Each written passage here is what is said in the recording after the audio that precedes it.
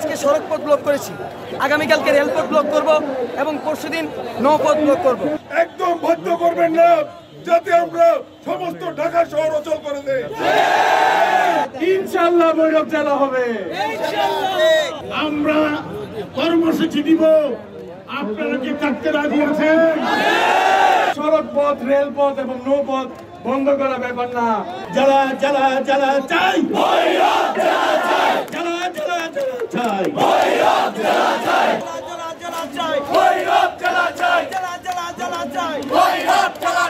আজকে সড়ক পথ ব্লক করেছি, আগামীকালকে রেলপথ ব্লক করব এবং পরশুদিন নৌপথ ব্লক করব।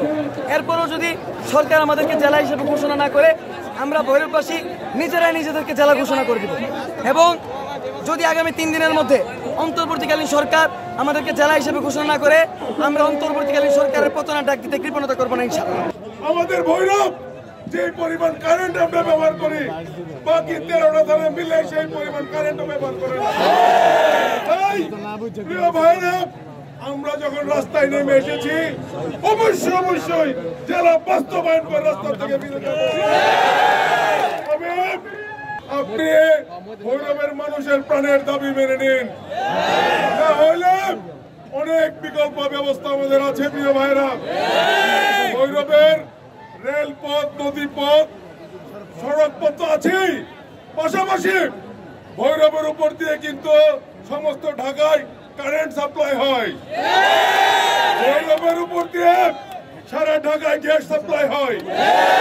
আমাদেরকে পরবর্তী সময় একদম বাধ্য করবেন না যাতে আমরা সমস্ত ঢাকা শহর অচল করে দেই।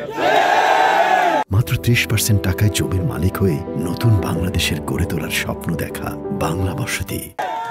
আমার উদারত আহ্বান থাকবে, আজকে এই জনসমুদ্র দেখে আপনারা বুঝে নেন, অবশ্যই আমরা জেলার দাবি না মানা পর্যন্ত আমরা রাস্তা ছেড়ে যাব না। স্পষ্ট বলতে চাই, চেয়ার শরীফে বেঁচে থাকতে, এখানে ভৈরবে এবং সর্বদলীয় লোক থাকতে, ভৈরবের আপামর জনতা থাকতে, আজকে আমাদের জেলা নাই। জেলাকে অবশ্যই আমরা বাস্তবায়ন করব সেই আশা ব্যক্ত করে সবাইকে ধন্যবাদ জানিয়ে আগামী দিনে যে ধরনের আমরা কর্মসূচি দিব, আপনারা কি থাকতে রাজি আছেন? সবাই যদি রাজি থাকেন, এমন কর্মসূচি আসবে যে কর্মসূচি দিয়ে আমরা মানুষের কষ্ট দিতে চাই না। তবে এই সরকার যদি মনে করে মানুষকে কষ্ট দিবে, আমাদের কোনো আফসোস করার সেই হিসাবে সবাইকে আবারও বলবো, আমরা সবাই জেলার ব্যাপারে এক আছি, এক থাকবো। ইনশাআল্লাহ ভৈরব জেলা হবে। আমরা ভৈরববাসী যদি চাই, তাহলে আমাদের জন্য সড়ক পথ, রেলপথ এবং নৌপথ বন্ধ করা ব্যাপার না। আজকে আমরা ইন্টারিম সরকারকে দেখিয়ে দিয়েছি, আমরা যদি চাই শান্তিপূর্ণ মানববন্ধন থেকে বেরিয়ে আমরা এরকম অবরোধ করতে পারি।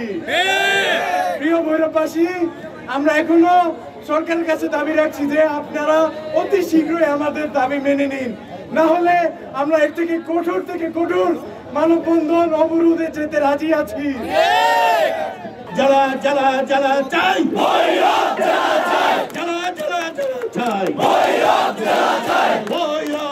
চাই, 1 2 3 4, 1 2 3 4,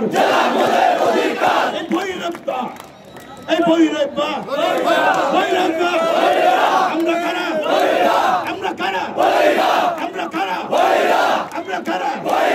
আমরা কারা